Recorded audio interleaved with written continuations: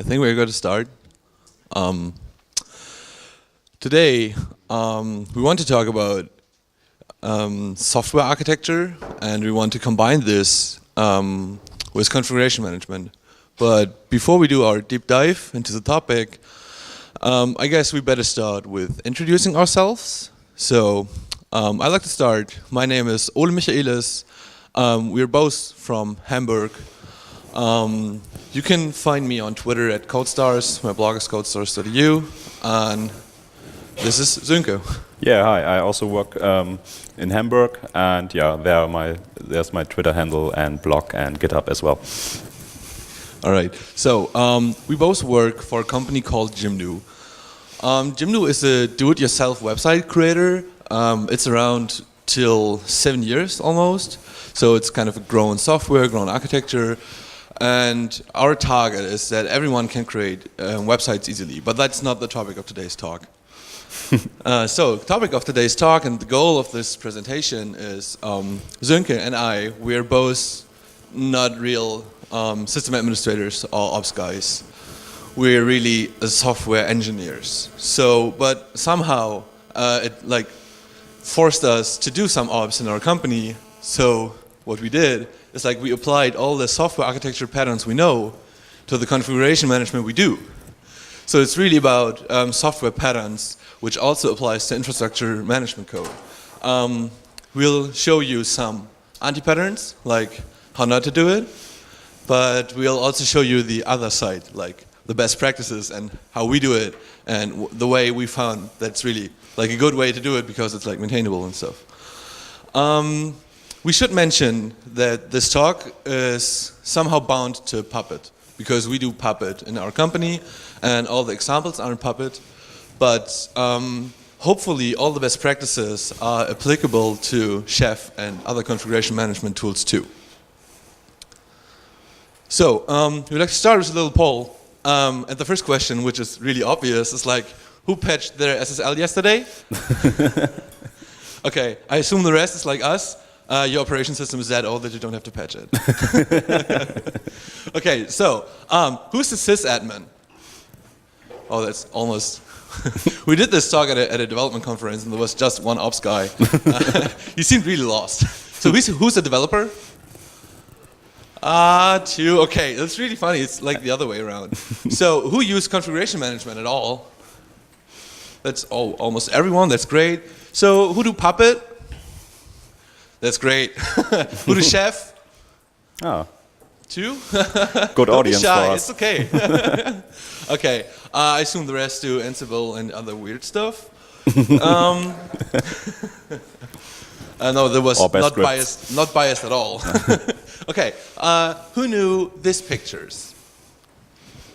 Who've seen them? One. Oh, one. Yeah. Okay, that's cool because this is like our topic today. These are some pictures I stole from this motivational posters about Solid.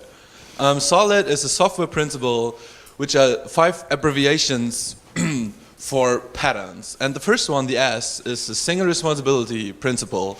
It's that a class should only have one single responsibility. And the O is the open-close principle. It says that software entities should be open for extension, but closed for modification. The L stands for the Liskov Substitution principle.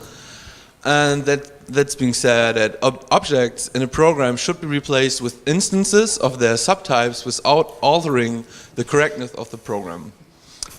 It's kind of related to design by contract. Don't worry if it's like really weird stuff I'm talking about. This is the topic of today, so we have almost 1 hour left to dig into detail what this really means. The I is the interface segregation principle. It means many client-specific interfaces are better than one general-purpose interface. And the D is the dependency inversion principle. So one should only depend upon abstractions and do not depend upon concretions. Dependency injection, you might hear of it, is like one implementation or one method following this principle. And, you know, to do this more like we want to present this in a more lively way. So we prepared a little role play. Yeah.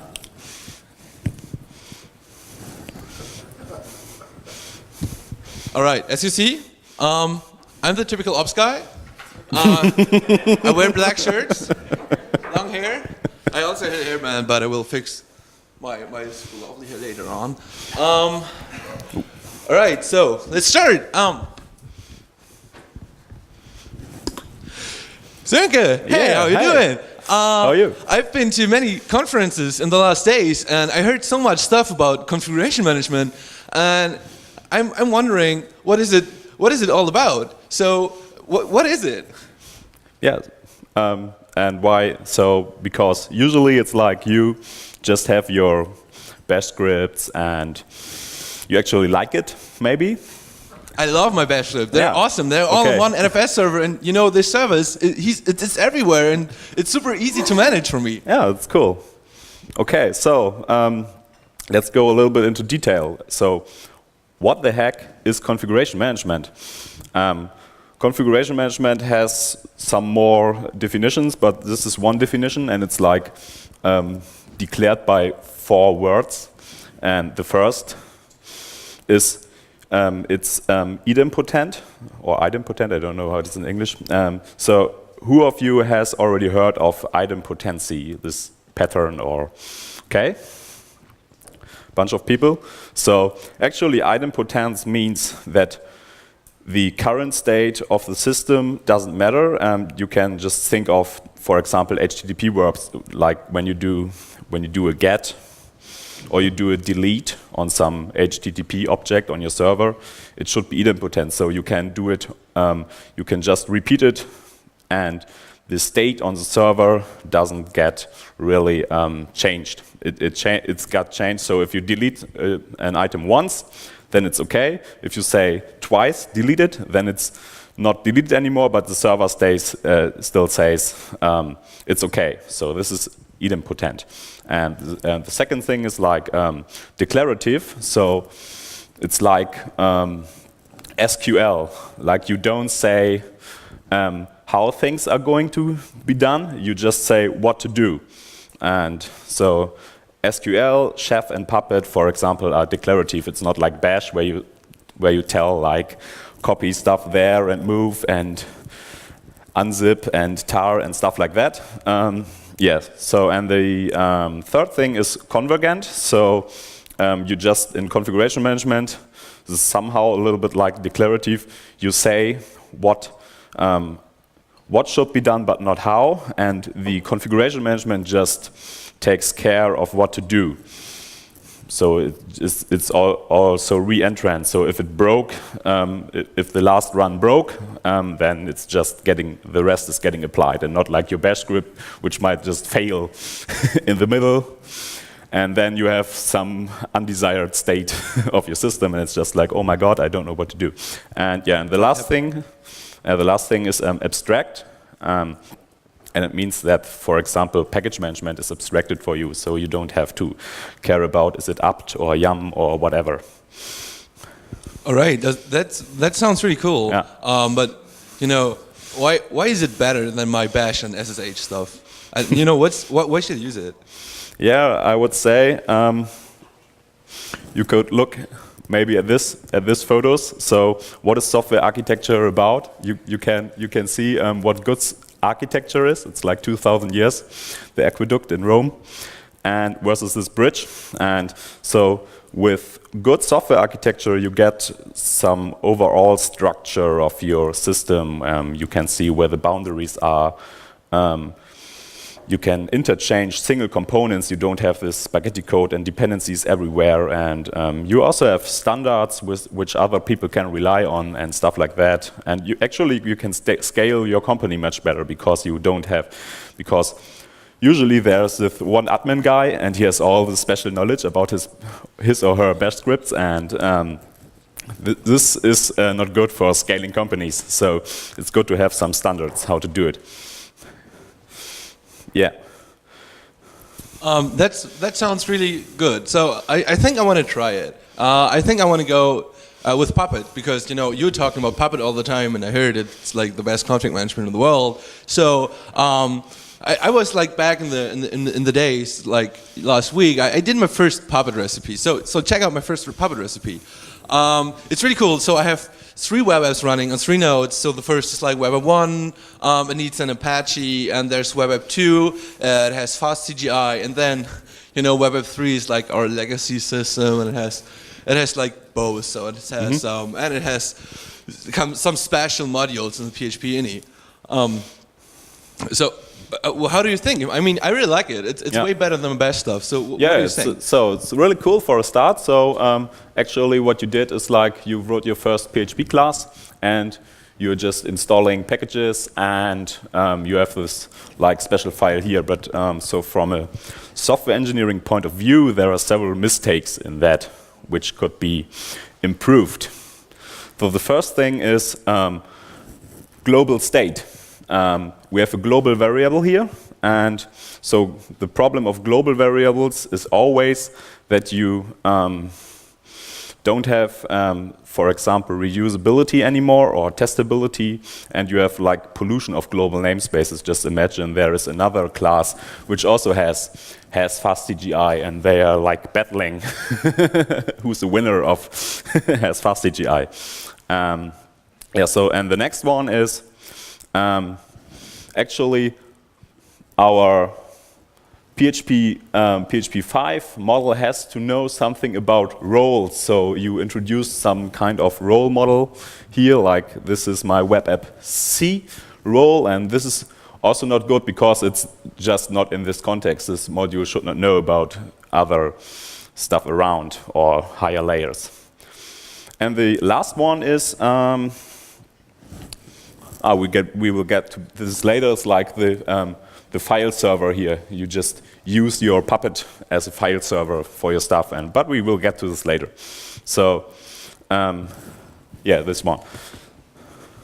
So how can we get rid of the global state? What we can do is we can just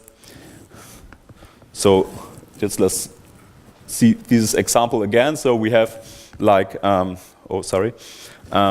have this global state, like this has fast CGI variable and this role variable, and that's not good. So how can we make it better? We can get rid of the global scope, and how do we do it? We just pass into the class the stuff we want to know, instead of calling it from the inside. And this is really cool because now this PHP 5 class is kind of self-contained, has no side effects anymore because it doesn't talk to the global state or other outside components or modules, and it does not pollute the global namespace, like what I said before. And the cool thing about it, it's reusable in other environments. So you could, for example, open source it. That's really cool. Yeah, that's really cool. And on the calling side, it looks like this. You just pass in the variables instead of calling it from the outside. So now your 2 nodes, like web 1 and web 2, they include the PHP 5 class still, but they have these injections here. And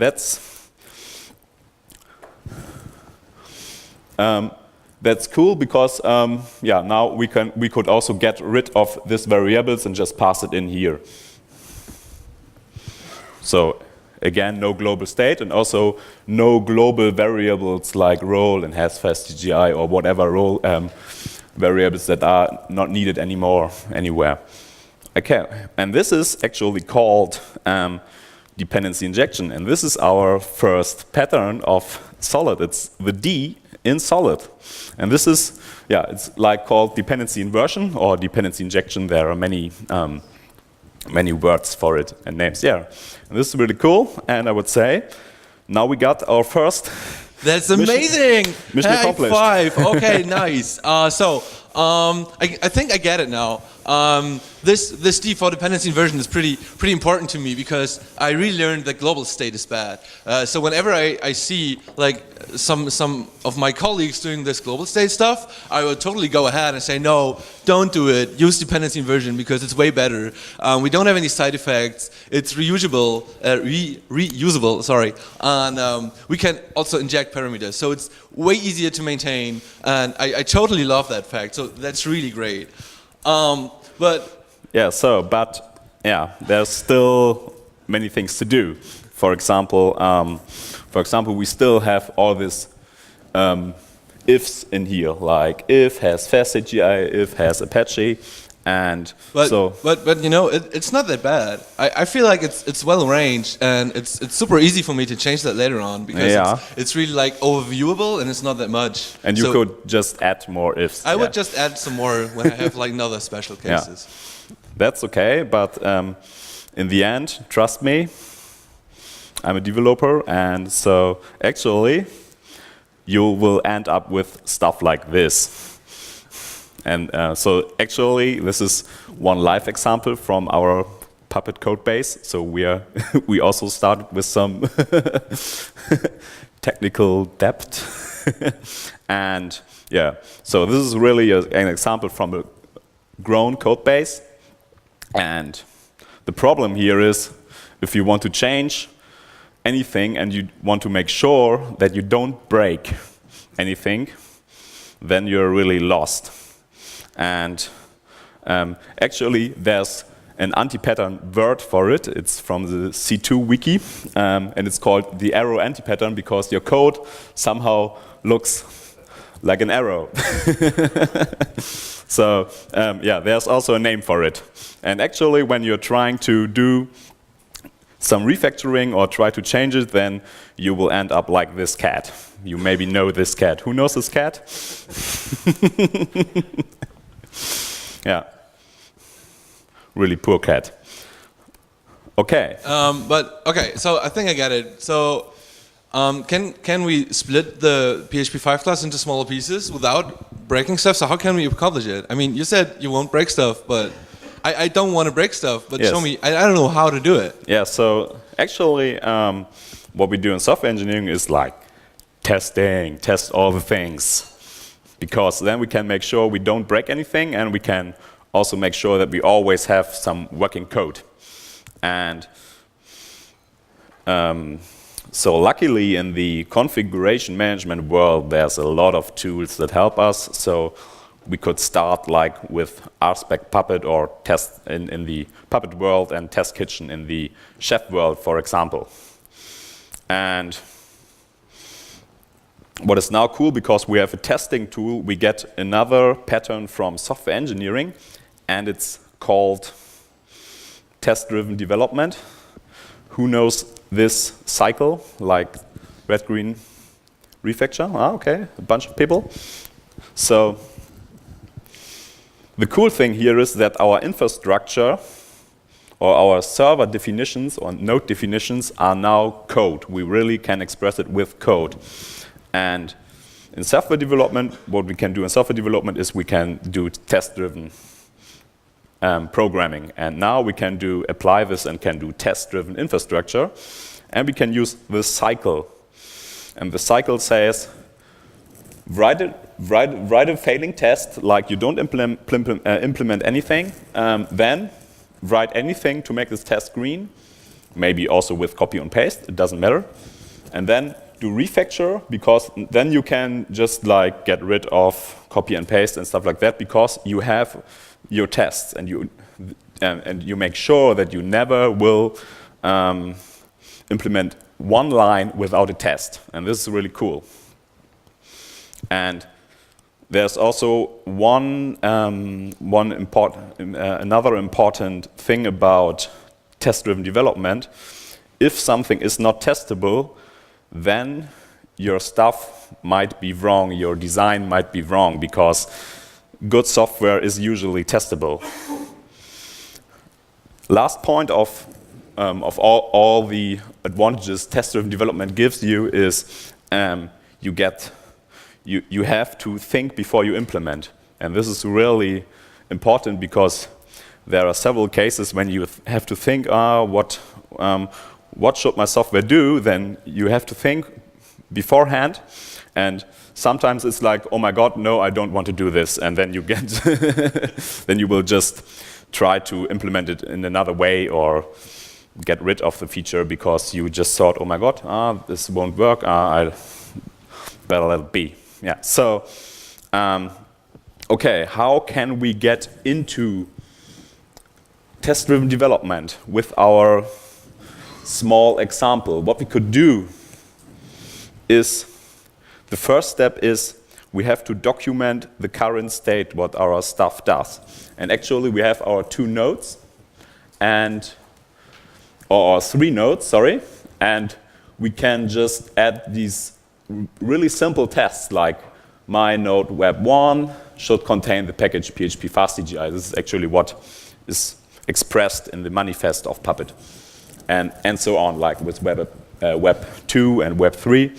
And this is called integration testing because we now test that a node actually contains a package, but there should be one layer in between those both, and we will get to this now.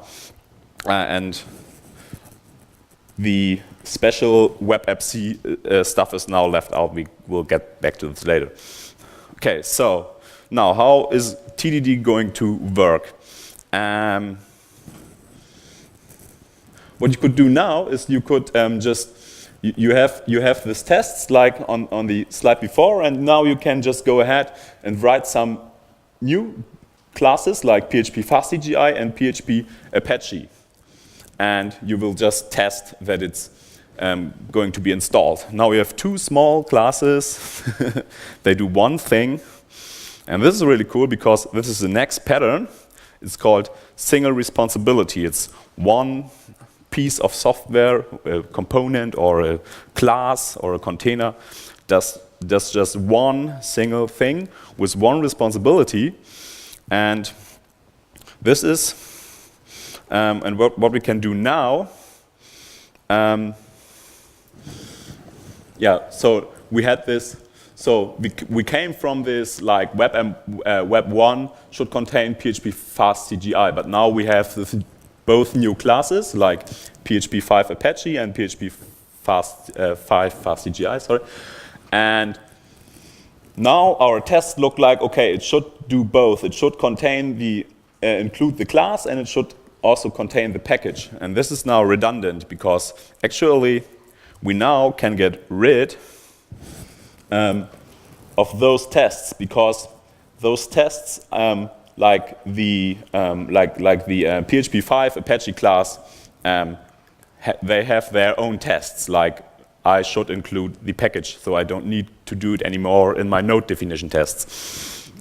Yeah, and this is really cool because now we have like clear layering, and because we now test that our node includes some modules, and we like the small classes, and the classes have their own tests. And we can now compose it together like we want, and this is cool. And actually, it's like this. We come from spaghetti code to lasagna code, like clearly layered code. So you may know this from Java, from the big stack trace. This is actually lasagna code. It also has its disadvantages, but usually it's better than spaghetti code. Yeah. And actually, this is the next pattern. It's the open-close principle. That means that our software or our small class or component should be open for extension. And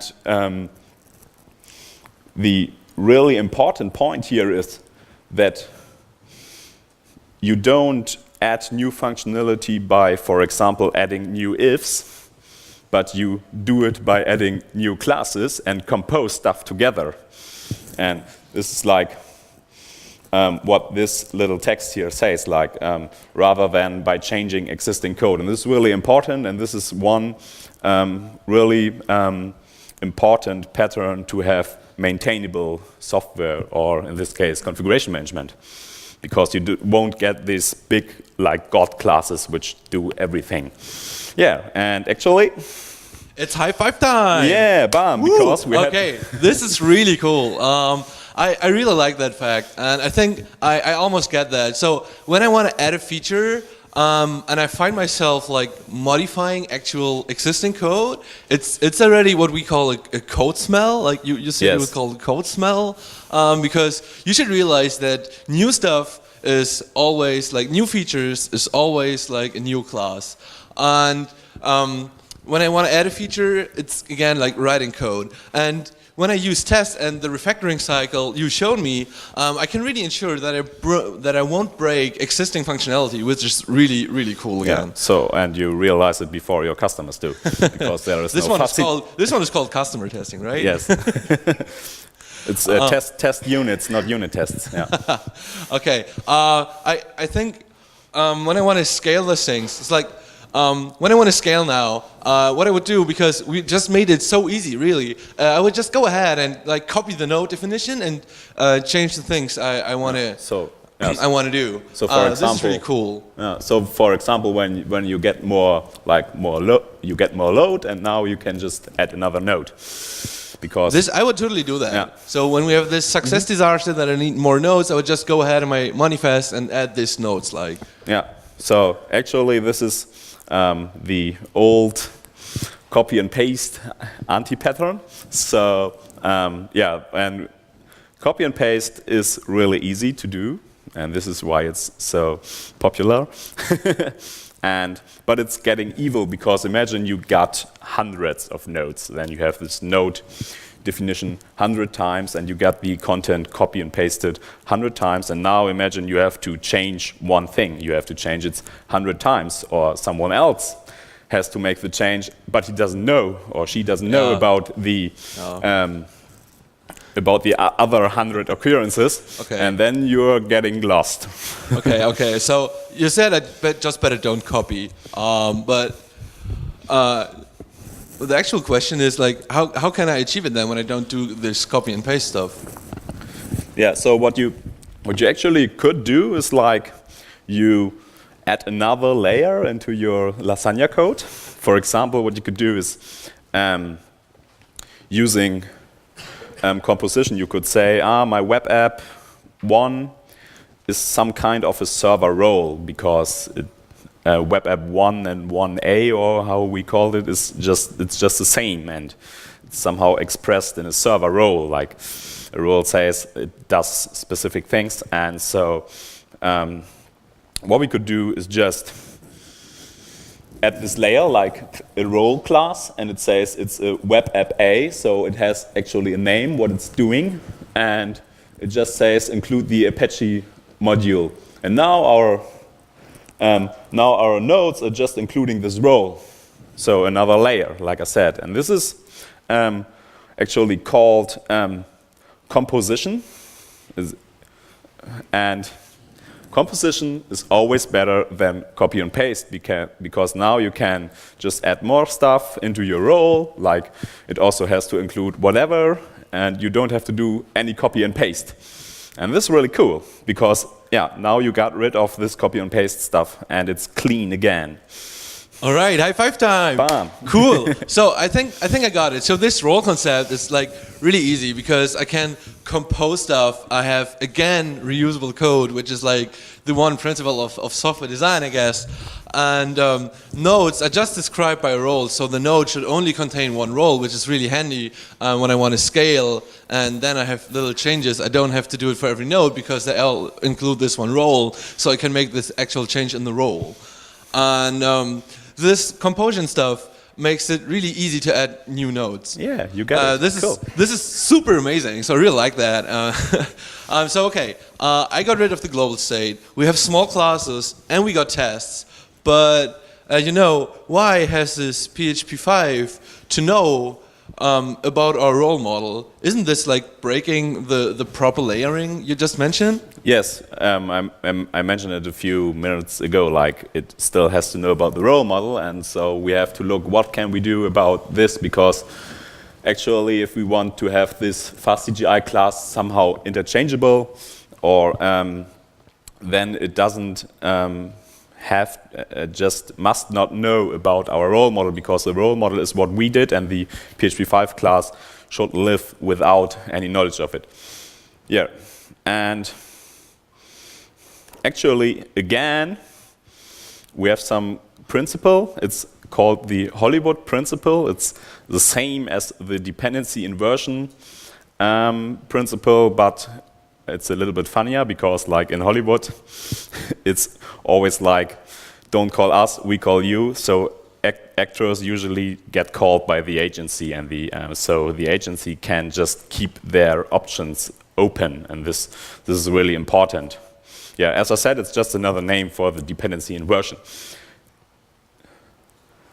So what we could do now is, like, we had this special case, and how to get rid of the special case, we could just add another, or extract the code with the special case out and move it into some special class. I called it like role webappc special PHP stuff, and now it's in its own class. And what we could do now is inject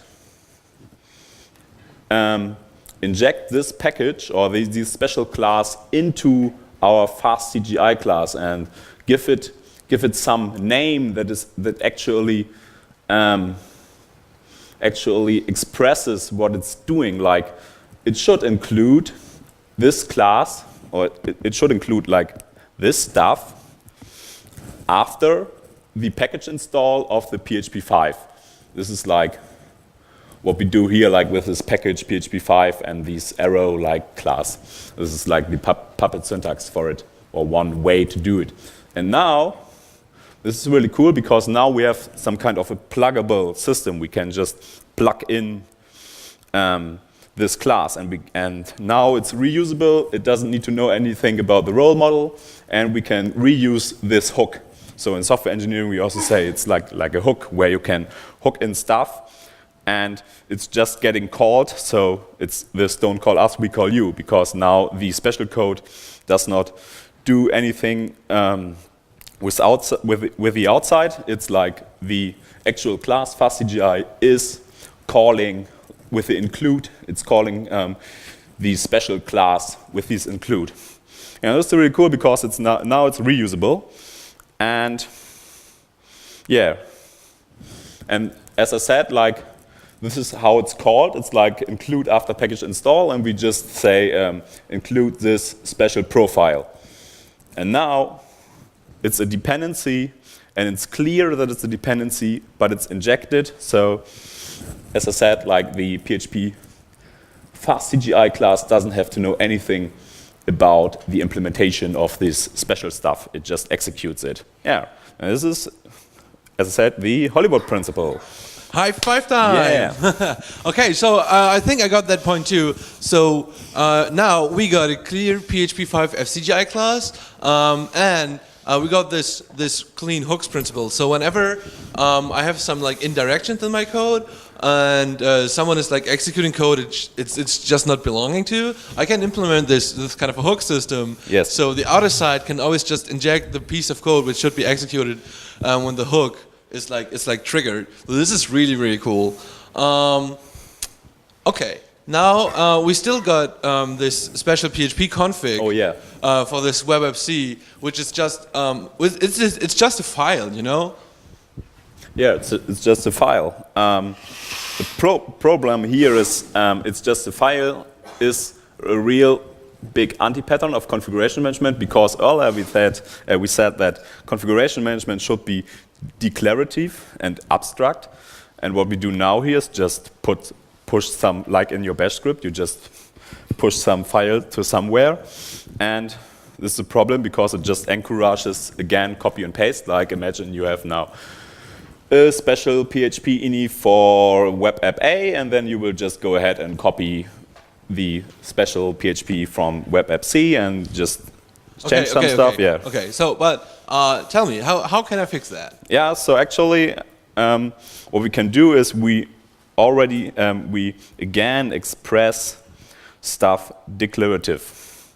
What we could do is like we could say, hey, what does this express? It's like a special config for PHP and for our PHP install. So why not express it in our code that it's actually a special config, so anyone who reads this code just knows, okay, it's a special config.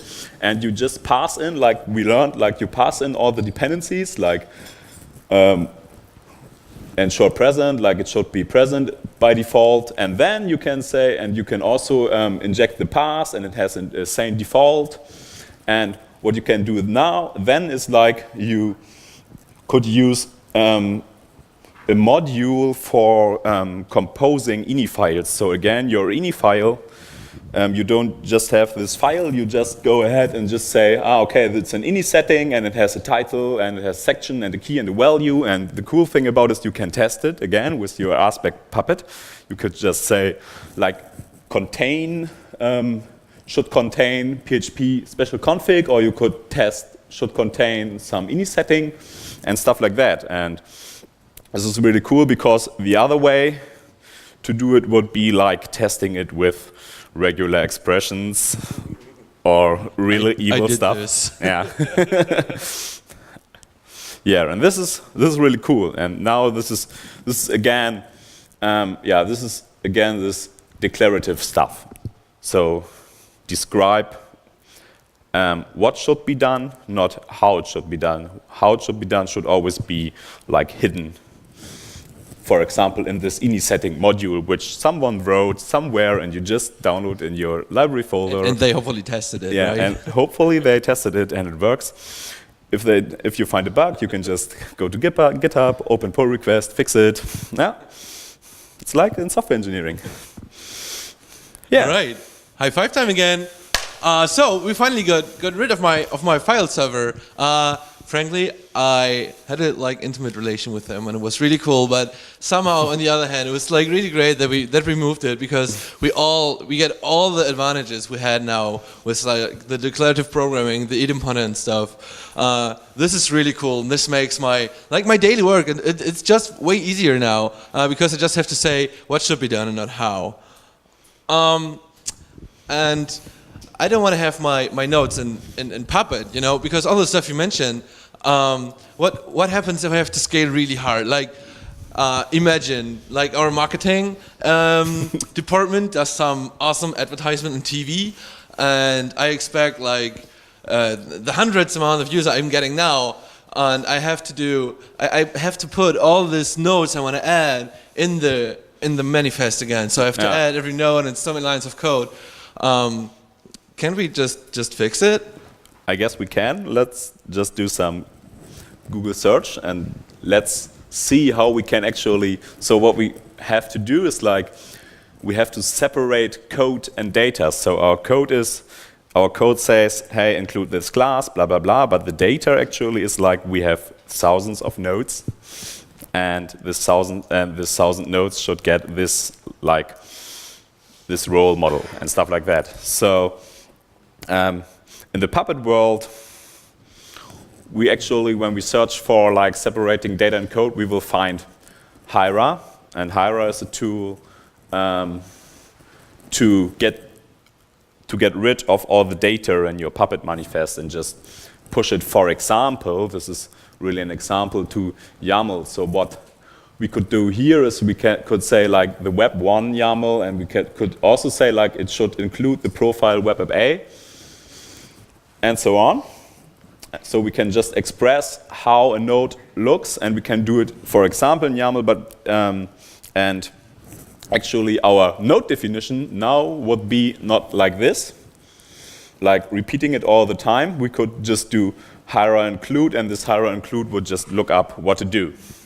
Okay. So I get this. I can just like define it externally and not in my Puppet, but. You know, YAML is still static, so why is the difference if I just enter my notes in the manifest and or in a YAML file? Yeah, that's still a problem because now we moved it like we moved the data out to another layer, but it's still there and it's still somehow copy and paste. But I would bet you have a solution for that too. Yeah, of course I have a solution for this because I'm Dr. Software. So actually, the cool thing about Hira is it's pluggable, and you can just do whatever you want. You can implement your own backend, and you can use like getting stuff from DNS or from your existing LDAP stuff, or you can just write your own backend because you already have your like configuration management database, and it contains all the nodes and maybe also the roles. Then you could just write a really thin layer to express how a node should look like. And you could also do it like with connected to some APIs like an AWS or with CloudFormation or stuff like that. Actually, we did it at Jimdo. We have some plugin like Hyra AWS, and it just gets information out of AWS, so we don't have to copy and paste it into Puppet. Yeah, and this is really cool because now actually we get a configuration management for our configuration management. Yeah, like Exhibit always tells us. And high five time! Again. All right, so I got it, and it's really cool that I can manage my data center without any monkey task at all. It's just like when I plug in the node and I boot it, and the rest just happen automatically. The node, is registering itself at our AWS, for example, or LDAP or whatever, and then Puppet can provision itself because we have this Hyra backend. So it's really cool by just discovering nodes with Hyra. And this is the real way of configuration management, and I'm so thankful that you showed me like how to do it and how to get rid of my NFS stuff. Okay, so the role play is kind of over. Don't hate me for my bad hair now. It was really warm under there. Okay, so let's make a resume. We have Solid in software world for like a couple of years now already, and we always mentioned it's not a Jenga game like it was mentioned in the beginning because it's very fragile and you can break stuff really easy. It's more like Lego, you have small parts, little modules, you can compose them whatever way you like, and you can create new stuff with existing modules. We often call this Lego programming because it's really like that. You don't program new modules, you're more like configuring stuff. You're putting existing systems together to create something new. And I can always encourage you to learn from software development world, because all the configuration management stuff takes has so many similarities to software development, and it would be like a shame if we don't apply the stuff the software world already uses for so many years and don't apply it to configuration management. I mean, this is what we see in Puppet world nowadays. Like, they're making the exact same mistakes as PHP. We just discussed it yesterday, right? Yeah. And this is so bad, and this really hurts me because I have seen PHP gone through all this shit, and it's really hard to see that they do exactly the same mistakes because they don't look at the software world, which is really bad. And I guess Sönke has to tell us something about the I and the L, because this one is still missing. Yeah, it's still missing, and yeah. So actually, we had we don't have this interface segregation, and the problem here is that interface segregation doesn't really apply to Puppet because you don't have stuff like interfaces. In the software world, you have stuff like interfaces, and it should use small interfaces. It could apply somehow, like when your class or your define looks like, oh, there are 20 params passed, then it's like a code smell, and you might look into how to break it into smaller classes or pieces. Yeah. But we were really curious. So if you know like a pattern or like a way of configuration management which is similar to interface segregation, we would love to discuss that with you afterwards. Yeah. Because we were really our goal for this talk was to apply all the software principles, like all the Solid principles.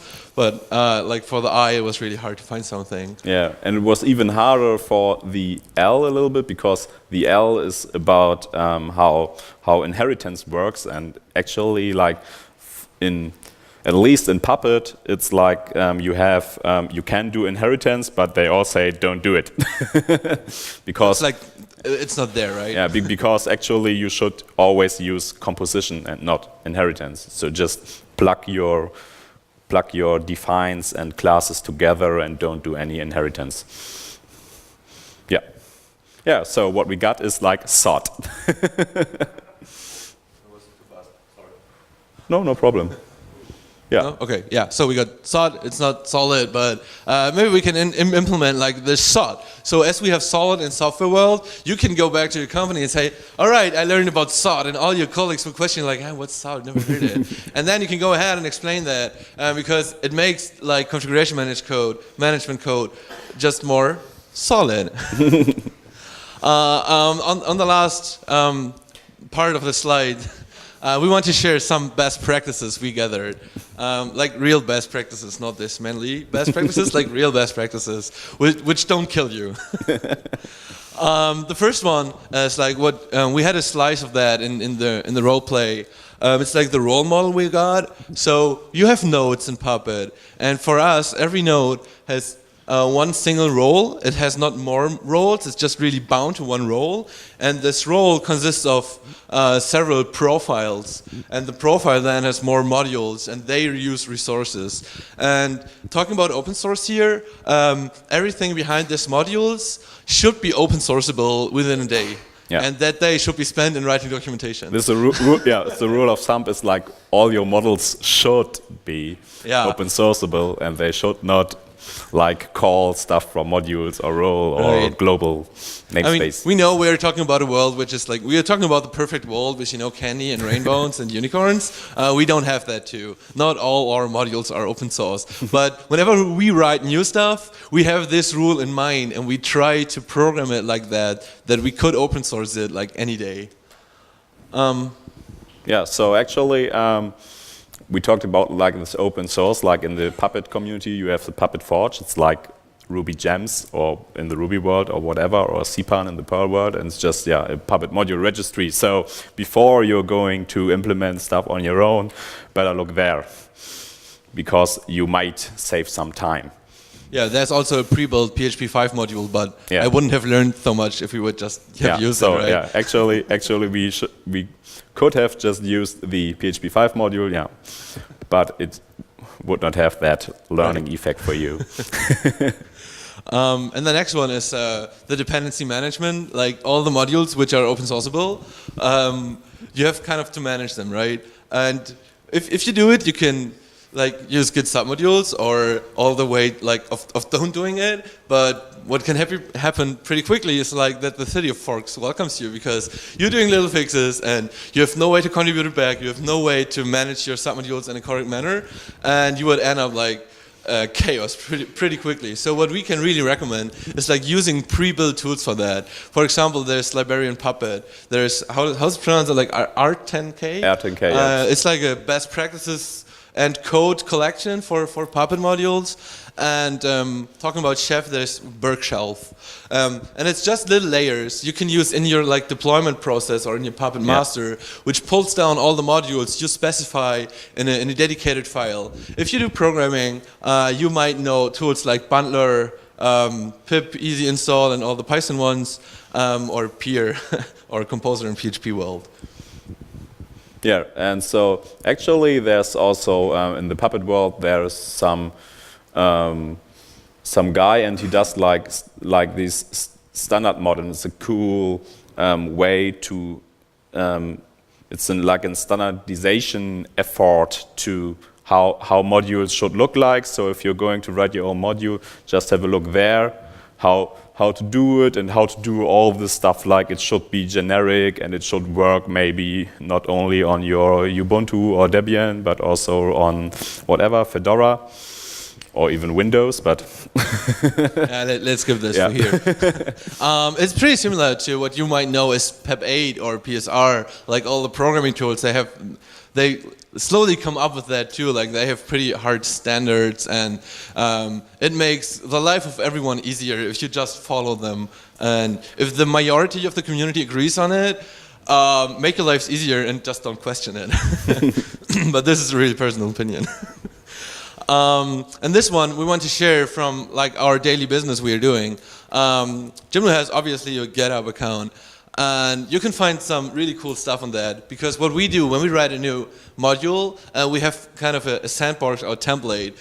We just fork that repo, what you see there, the Puppet skeleton, and it contains a lot of pre-built stuff already. Like, for example, there's a README. It's almost completely written, because a lot of stuff is pretty similar to modules, to Puppet modules. You just have to like replace smaller parts, like how to use it, and not like writing, for example, a license all the time. There's a pre-built manifest file. There's all the folder structure. There's tests. It's a complete test setup. It's already done in this sandbox, in this skeleton. There's a Vagrant file, and we have server spec in there. So you can really do test-driven development and set up a new module within, I don't know, 5 minutes, because we have done all the stuff, all the repeatable work. And our co-worker who did it, Matthias Lafeld, he also did this for Chef. And this is really cool. It makes development way easier. And Sönke mentioned the AWS Hira backend, and you can also find that one in our GitHub account. Yeah, so next one, like you just mentioned it, like there are also other tools to test your manifest, because what we did now is like with this RSpec stuff, we just test that it might apply, but actually we don't. It just compiles the Puppet catalog, but it doesn't test if it really works. And with the tools like server spec, it really just spins up a Vagrant box and just actually applies your manifest, and you can see it, and you can also combine it again with this RSpec, and then it's really like what we showed you, like with this, it should install blah blah blah, and then you can just get a real cool integration test if your module really works, and if it really works, for example, not only on your Ubuntu but also on a Fedora, because you can just implement more or plug in more Vagrant boxes and stuff like that. Yeah, and the other tool is relatively new also. So server spec is agnostic. It's for Chef, at least for Chef and Puppet.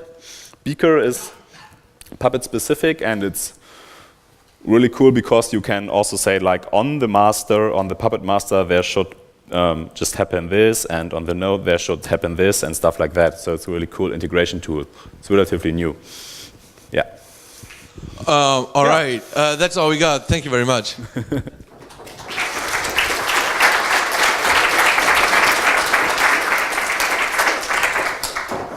And now we got like 7 minutes for questions, if you got some. And if you don't want to ask now, we are around for the next 2 days, and you can always find us around here and ask us stuff about like how we do it, or discuss stuff with us, because we talk completely bullshit. We also want to know that.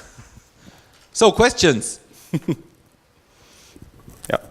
One about this test-driven development. You presented a slide with this the syntax there about that. You said this is the test, and now this is the implementation. I wasn't quite familiar with this the syntax. It looks like Puppet, but where does it come from? Is it so the question was what's the syntax? Yeah. So what's the syntax for the testing? It was RSpec. It's Ruby. So this describe and it should blah blah blah. This is actually Ruby code. RSpec is just a testing framework for Ruby. Yeah. So this RSpec is a tool you can use, and you write a test. Yeah. And you can test it against Puppet. Correct. It's RSpec Puppet. So there is RSpec, and there's one guy, and he wrote RSpec Puppet, which is just an extension for RSpec, and you can just test this catalog stuff with it. Yeah. More questions? Yeah. Do you actually test your servers? Sorry? How do you actually test your servers? So the question was, how do we actually test our servers? So actually, we don't.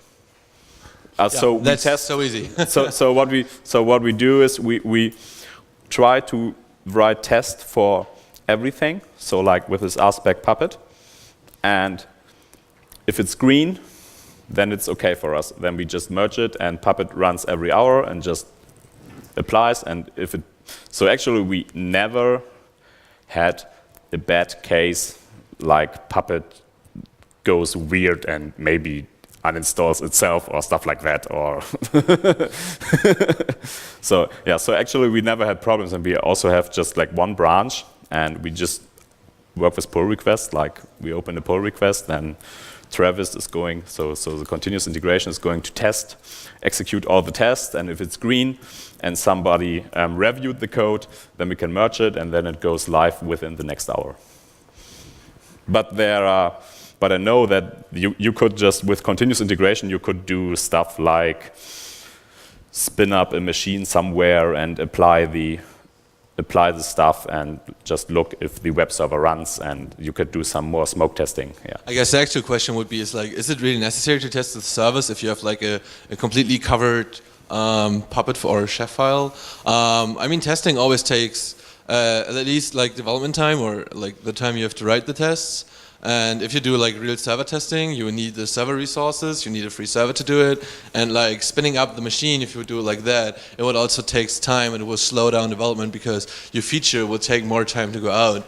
And what I learned like in software development testing is like people tend to test all this stuff. Some people even test like getters and setters, so they test like, I set this variable, and then the next time they test if this variable set, which is kind of bullshit for me, because you should only test like business critical stuff. I know that in server world, a lot of stuff is business critical, when it's like all the stuff is business critical, but like you should only test like fragile parts, not this like, okay, I install a package, and if this package installed, might not be a test which is really necessary on the real world.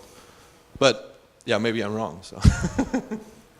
Yeah, I mean, like your Puppet receives deploy a server, but there's no guarantee that the Tomcat whatever would start up, that the application would work, that it would like its database, and so on. Yeah.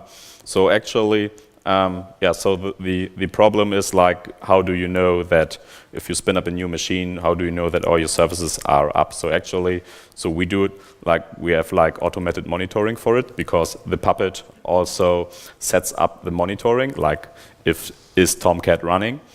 And so because the node definition just includes also the monitoring, and the node then registers itself in the monitoring system, and then you can just see it in the monitoring if it's up. And so for us, that's really enough, because we can see it in the monitoring, and the monitoring is the single source of truth if stuff works or not. So yeah, we just do it with monitoring then. I guess we have time for one last question, if there's one.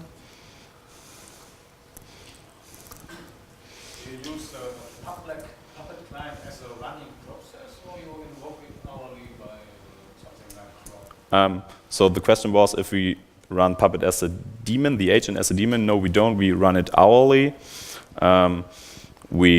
There's a cool tool one of our coworkers wrote. It's called periodic noise. It's a small Go tool, and it's for all this stuff like I have cron jobs, and cron jobs tend to fail, and then someone gets a mail, or not, or he's on vacation. And so what he did is like all the stuff what you need for periodic tasks, like doing like spreading it out for an interval. So for example, you don't want that all your Puppet agents start at 0, because then your master gets overloaded, so it just spreads it out over 20 minutes, and it actually, if it fails, then it will just, so we have also a Puppet module for it, like Puppet periodic noise, and we can just go into Puppet and say, we have a monitored cron, so we do a cron job, but it's monitored because periodic noise also integrates into the monitoring, and it just says like, oh my god, the Puppet run failed, and then it's getting red in our monitoring system.